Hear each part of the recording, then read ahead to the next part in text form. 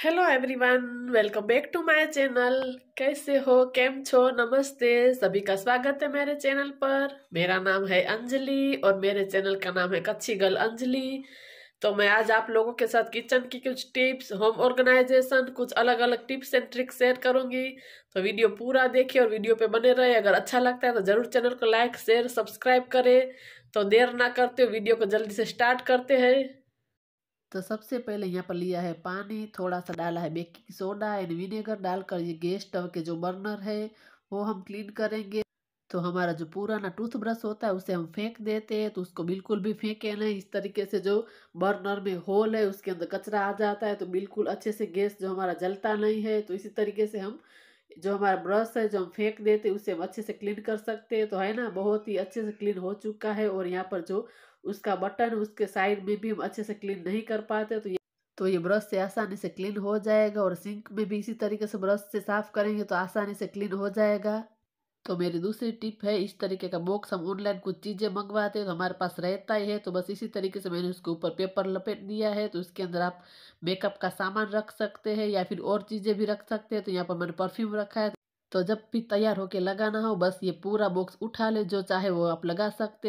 और मेरी तीसरी टिप है, जब भी हम सब्जी का तड़का देते हैं तो उसको तुरंत ही ढक दे। तो इससे क्या फ़ायदा है कि आपकी टाइल्स जो बिल्कुल भी गंदी नहीं होती है, जो भी ऑयल है वो इसी के अंदर ढक्कन में ही रह जाएगा। तो इसी तरीके से आप करेंगे तो आपका प्लेटफॉर्म बहुत ही गंदा बिल्कुल भी नहीं होगा। तो मेरी चौथी टिप है कि जो हम होटल में खाना खाने जाते हैं तो वहाँ पर हमें इस तरीके से थोड़ी सी ऑनियन मिलती है। तो इसी तरीके से हम बनाने वाले हैं। तो इसके अंदर थोड़ा सा आप डाल दें विनेगर और थोड़ा सा यहाँ पर मैंने ली है बीट, उसका मैंने जूस निकाल लिया, इससे कद्दूकस कर कर निकाल लिया। तो इसके अंदर हम डाल देंगे। आप चाहे तो उसके अंदर फूड कलर भी डाल सकते हैं, लेकिन मैं यहाँ पर बीट डाल रही हूँ। बस उसको हल्का सा मिक्स कर देंगे तो उसका होटल जैसा ही कलर आ जाएगा। तो बहुत ही खाने में टेस्टी लगती है और बिल्कुल भी ख़राब नहीं होती है। तो आप उसे 15 दिन के लिए फ्रिज के अंदर स्टोर कर सकते, क्योंकि हमने इसके अंदर विनेगर डाला है तो बिल्कुल भी बैड स्मेल भी नहीं आएगी। आपका जब मन करे तब बस फ्रिज से निकाले और खा ले। और मेरी पांचवी टिप ये है कि जब भी हम रोटी बनाते हैं तो ऐसे ही चकला रख देते हैं, तो बिल्कुल भी ऐसे ही ना रखें। उसके नीचे हम कपड़ा बिछाएंगे, जो भी आटा गिरेगा वो उसके ऊपर ही गिरेगा। तो बस रोटी बनाने के बाद वो जो कपड़ा है वो हम उठा लेंगे तो हमारा प्लेटफॉर्म वैसे का वैसा ही रहेगा, बिल्कुल भी गंदा नहीं होगा। और मेरी छठी टिप ये है कि जब भी हम रोटी बना लेते हैं तो लास्ट में हमारा थोड़ा सा मोटा लोट रह जाता है तो उसे हम फेंक देते हैं। तो उसको बिल्कुल भी फेंके नहीं। उसके अंदर मैंने आधा नींबू का रस डाला है, थोड़ा सा लिक्विड डिश वॉशर डाला है, थोड़ा सा पानी डाला है, उसका मैंने घोल बना दिया है। तो इस तरीके से हम यूज़ कर लेते हैं तो हमारा आटा बिल्कुल भी वेस्ट नहीं जाता है। तो वैसे ही फेंक देते हैं तो इसका हम यूज़ कर लेते हैं। तो इस तरीके से जो बर्तन है उससे क्लीन करेंगे तो बहुत ही साफ हो जाएगा। तो बस इससे तांबे और पित्तल के जो बर्तन है बहुत ही क्लीन हो जाते हैं। तो वैसे ही ये आटा हम फेंक देते हैं तो उसका हम जुगाड़ लगा सकते हैं, कुछ ट्रिक्स लगा सकते हैं तो एकदम क्लीन हो जाता है। तो आप देख सकते हैं कि अच्छे से क्लीन हो चुका है। तो आप भी, आपके पास बच जाए तो बिल्कुल भी फेंके नहीं। मेरी अगली टिप ये है कि जो कैंची है उसकी धार कम हो जाती है तो बर्तन घिसने का जो स्क्रबर है इससे हम, तो थोड़ा थोड़ा जब हम कुछ चीज़ काट रहे हैं इस तरीके से आपको चलाते जाना है। तो थोड़ी देर आप 2-3 मिनट तक आप करें तो आप देखेंगे कि आपकी धार जो बहुत ही अच्छी हो गई है। तो मैं आपको कपड़ा काट कर भी दिखाऊंगी।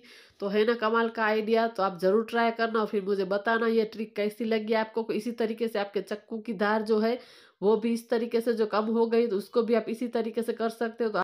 तो बस इसी तरीके से छोटी छोटी हमारे पास चीज़ें होती है, बस हमें दिमाग लगाने की काम है।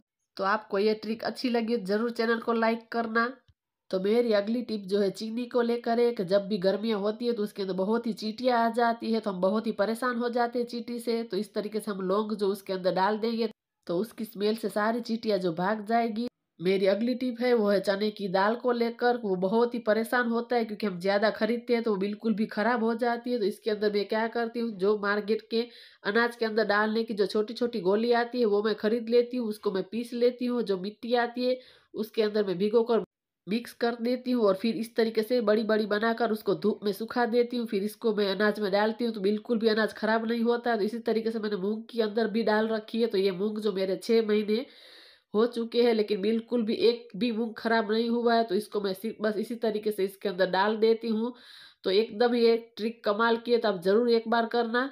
और मेरी अगली टिप जो मिर्ची को लेकर है, हरी मिर्ची कभी कभार हम ज़्यादा खरीद लेते हैं तो पीछे से वो खराब होना स्टार्ट हो जाती है। तो बस आपको क्या करना है कि पीछे का जो डंठल है वो आपको निकाल देना है। तो बस इसी तरीके से आप एक डिब्बा ले ले।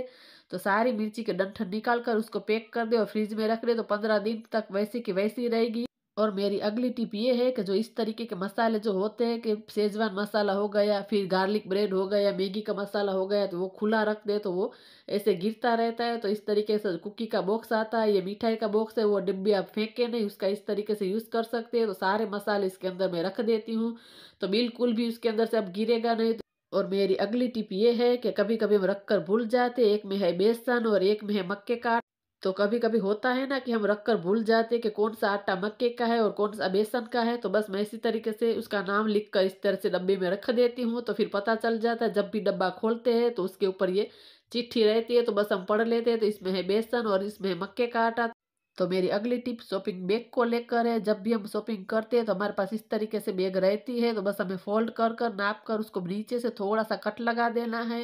तो हमारा जो गाउन होता है, कोई वन पीस है, आपके हस्बैंड की कोई शेरवानी हो, कोई जैकेट हो, तो इस तरीके से उसके अंदर हम हैंगर में डाल देंगे तो बिल्कुल भी खराब होता नहीं। वरना क्या होता है कि इस तरीके से कुछ लाइट कलर होते हैं तो कबर्ड में पड़े पड़े भी धूल हो जाती है। तो बस मैंने इसके अंदर डाल दिया है और टांग दिया है, तो बिल्कुल भी वो खराब नहीं होगा। कभी कभार ही हमें पहनने को चाहिए, तो आप जो मर्जी उसके अंदर टांग सकते हैं। नए कपड़े आपके हो, आपका कोई भी साड़ी हो या कोई सलवार सूट हो, तो वो आप उसके अंदर कैरी कर सकते हैं, तो बिल्कुल भी गंदा नहीं होगा।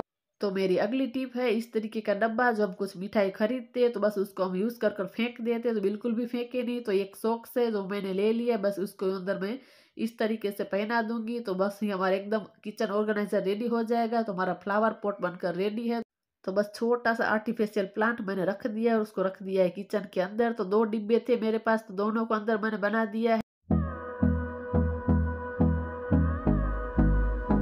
मेरी अगली टिप है लहसुन को लेकर। तो इस तरीके से जब हम छीलते हैं चाकू से, तो अच्छे से छिलता नहीं, हाथ से छीलते हैं तो हमारे नाखून में दर्द होने लगता है। तो बस एक एक कली को मैं निकाल कर सारी कलियां बोतल के अंदर डाल दूंगी। तो इस तरीके की बोतल हमारे पास रहती है, हम कुछ खरीदते हैं जाम वगैरह, शेजवान सॉस, तो बस इसी तरीके से मैं सारी कलियों को निकाल कर रख दूंगी फ्रिज में। तो फ्रिज के अंदर रख देंगे तो इसका जो छिलका है वो मोटा हो जाएगा। उसके बाद हम लहसुन छिलेंगे तो आसानी से छिल जाएगा। मेरी अगली टिप है इस तरीके के कैंडल जो कांच के होते हैं हम ऐसे ही रखते हैं तो वो टूट जाते हैं। तो ये थर्मोकोल का बॉक्स है, जो मैंने चाय पीने के लिए मग्स कप वगैरह खरीदे थे तो उसका है। तो एकदम से उसके अंदर फिट हो चुके हैं, तो बिल्कुल भी वो अब टूटने वाले है ही नहीं। तो थर्मोकोल है, इस तरीके से आप बिल्कुल भी ना फेंके ऐसे बॉक्स को। तो बस इसको मैं शूज़ का जो मेरा बॉक्स है उसके अंदर रख दूंगी ढक कर, और मैं रख दूंगी मालिये में। तो वो अगले साल तक ऐसे का ऐसा ही रहेगा, बिल्कुल भी टूटेगा नहीं।